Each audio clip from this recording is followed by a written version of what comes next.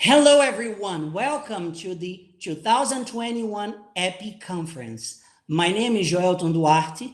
I am an adjunct faculty at Universidade Federal do Agreste de Pernambuco, in Magalhães, Pernambuco, and also the leader of the group of studies on bilingualism. Before we start this recorded talk, I would like to thank EPPI committee for the invitation, as well as each and every one of you for registering. So the purpose of today's talk is to provide you with opportunity to reflect and raise awareness on the active role that an English teacher can play when it comes to English language teaching and materials development. Today, I will also be joined by 3 undergraduate students who are currently enrolled in the double Portuguese and English Latter's licentiate degree, who are also members of the group of studies on bilingualism, GESB for short, who will be sharing their experience, impression, and also activities they have developed as pre-service English teachers. They are Alanny Magalhães. Hi, I am Alanny Magalhães, and I am from the 6th semester from the UFAPE. I'm an undergraduate student. Giovanna Vilela. Hi, I am undergraduate student from 6th semester from UFAPE. And Lara Machado. Hello, everyone. I'm Lara Machado, undergraduate student from 8th semester at UFAPE, and I'm so glad to join you guys today. So, in order we start this conversation, I would like to start sharing my screen so you can follow and see the topics that will be covered throughout our discussion and this recorded talk. So, without further ado, the mini course and this conversation will be about materials development. So this mini course and this conversation is entitled Rethinking Materials Development in English Language Teaching.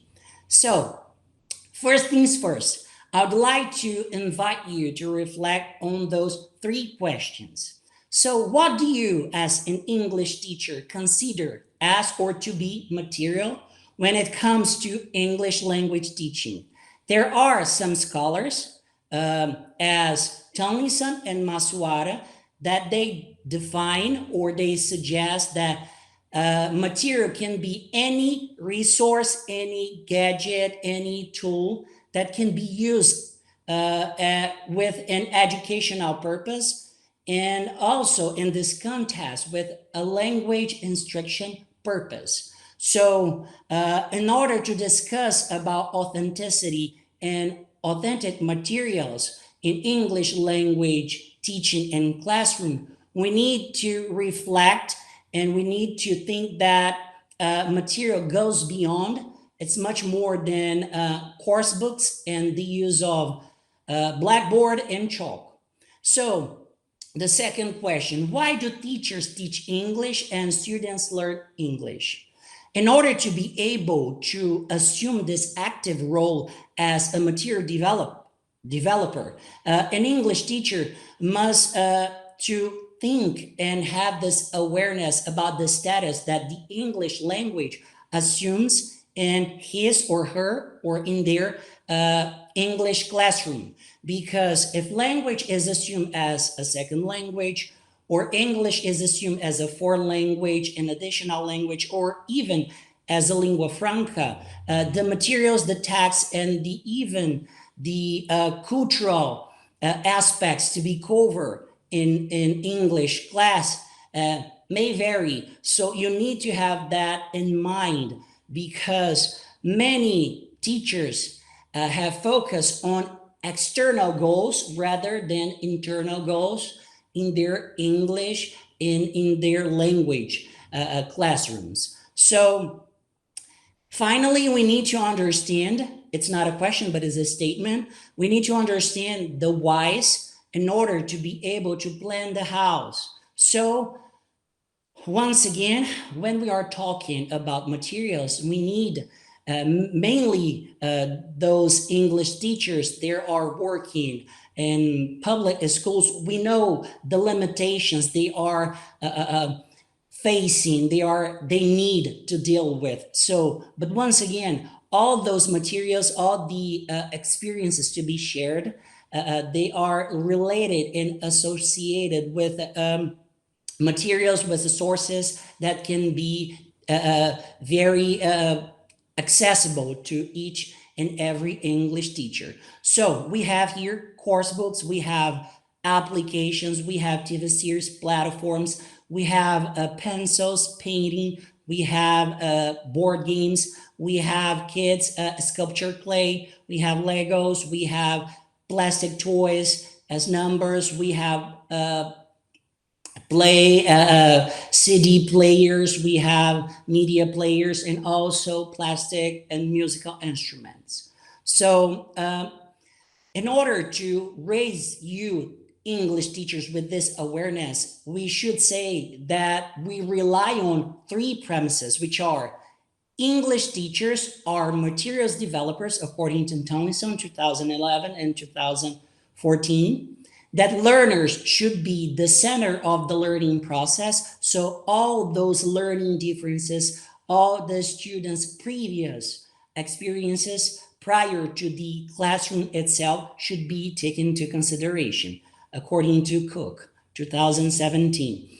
And finally, students' learning differences should be taken into consideration, according to Gardner, 1983. So, that being said, when it comes to materials development and all the decisions involving the target language classroom, we need to have in mind that teachers can and should make important choices related and associated with this target language and this students and language community. So materials should take into account that learners differ in learning styles, such as there are students that they prefer learn English being stimulated by visual input. There are students that prefer auditory input, kinesthetic, experiential, and contextual. So when we are talking about developing, selecting, and adapting materials in English language teaching, we are talking about a learning process which is challenging, meaningful, contextualized, and experiential. So that being said, in order to rethink about this process of developing materials in English language teaching, we will cover three different aspects, which are psychological validity, pedagogical validity, and process and content validity. So we are gonna now hear from Giovanna Vilela, Alanny Magalhães, and then Lara Machado. So welcome, Giovanna Vilela, whenever you're ready. So I'm gonna talk about the psychological validity. So there is a range of materials that can be used in the classroom in order to make English classes more productive. Some examples are music, movies, series, cartoons, and in addition to these, we have course books. They have a great importance in teaching a new language. They can make the teacher's life easier and make teaching more practical and guided. But just as materials and course books can make things easier, they can also make complicated the student learning. So it is necessary to analyze some points before choosing the course book to be used in the classroom or the best material to be developed for the context of the student. So the first point to be analyzed is the psychological validity, which brings some questions such as: do the materials or text engage the learners both cognitively and affectively? Second, do the materials offer opportunities for cooperative learning through pair and group work activities and information exchange tasks? Third, do the materials exploit the learner's prior knowledge and experience and provide opportunities for further development? So, the materials to be used in English classes go beyond course books. The teachers can use several resources in addition to books, giving their touch of authenticity. And here are some suggestions of activities that can include some of these psychological validity topics. The first suggestion is movies and series. A suggestion that would be an English class in which students would watch a movie or series all in English, and students should pay attention to what they watch, as there would be a multiple choice question competition in English. And about the movie or series, and the classroom would be divided in 2 or 3 groups, and award for whoever got the most questions about the movie right. And here I brought a series called Invisible City. It's a Brazilian series which brings characters from our culture, from our folklore, such as the Curupira, uh, a very well-known character in our country. It's important to bring things that are part of the students' context and knowledge, like this series, which bring characters like Kuka and Yara, Saci, Urupira, who are nationally known figures in our folklore. The next suggestion is knowing cultures. A suggestion that would be a class getting to know foreign and national cultures. It would be a time to bring the historical and cultural side, allowing to know a little bit more about our history and culture, and the same with the other countries. And everything being learned in English.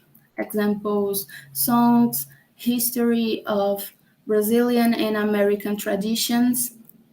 And it's interesting because I've had classes like this before, and it's amazing how the learning flows and really stays in the student's mind.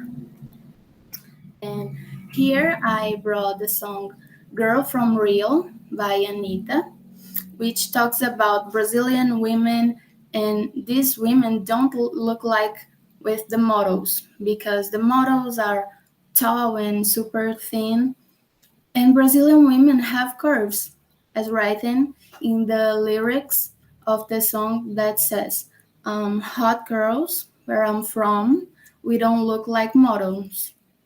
10 line, 10 lines, big curves. Um, and that shows the reality of many Brazilian women. So it is important to bring materials that include our culture and represent our reality. So that's it. Thank you.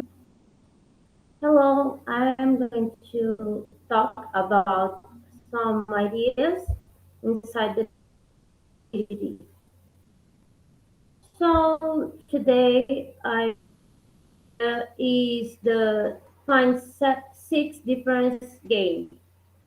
So this is a fun game, a fun way to bring their attention because it's colored, it's fun, and they don't realize they are studying while they are playing. So that's a really, really, really good activity. The second idea is the Are You Hungry song. I choose this song because it's simple and there are just three periods of, and so it's so easy to understand even the students that don't know a lot English, so they can get the meaning of the song. And we did the moment of no, what does it mean? Are you hungry? And what the monster is going to answer for that? And we had also the visual recourse too. And later we did the activity with the fruits to color the fruits that appeared at the sound. So we heard four fruits in the song, and an activity we had just three of them. And they had to realize what fruit was missing, and they had to color just three of all the fruits. And it was a fun but a challenge way to work with all the multiple intelligences around them. Later, we did a fruit shop at the market, and then we bought some fruits to they picked up their favorite fruits, and then we made a fruit salad with the fruits that they most like it, and was actually good way to work with the fruits, the numbers, and also the colors of the fruits.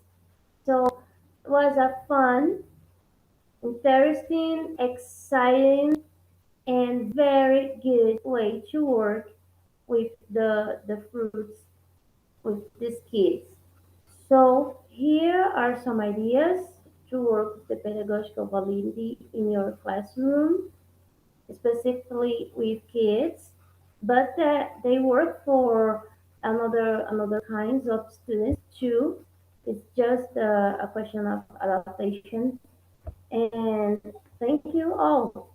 Well, so far, when we talk about process and content validity, we're especially talking about materials and the perception the writer has about the nature of language and the nature of language learning. It relates to the way in which these views are carried over into the tasks and activities their learners are required to perform, and the nature of these activities in terms of their clarity and coherence of presentation, their sufficiency, accessibility, and appropriacy. It also relates to some methodology, cultural sensitivity, some content selection, flexibility, the linkage we can make with different subjects, the stimulus and the practice, and also some educational validity. As materials developers, according to Tomlinson 2011, we have to ask ourselves some questions before selecting or even developing the materials we take to classroom to help the students to improve their learning process.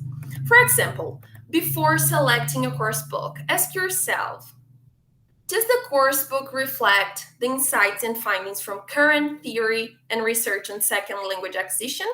Yes or no? Are the materials well contextualized? Do the materials present real life?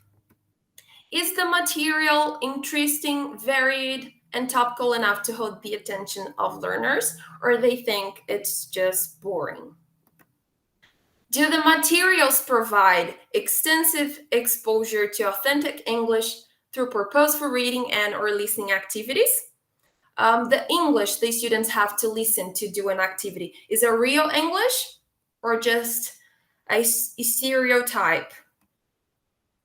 And what aspects of culture are in focus? Are we talking about a foreign culture? Are we talking about Brazilian culture? Here I brought to you an example from a course book, and the subject is likes and dislikes. So here the students have to listen to an audio and number the pictures in the order they hear. And after that, they will check, yes, if the person says he or she likes that kind of sport or activity, and no, if they don't. Here we can see some judo, tennis, a guy playing cards on the computer. And actually, it's a very old computer.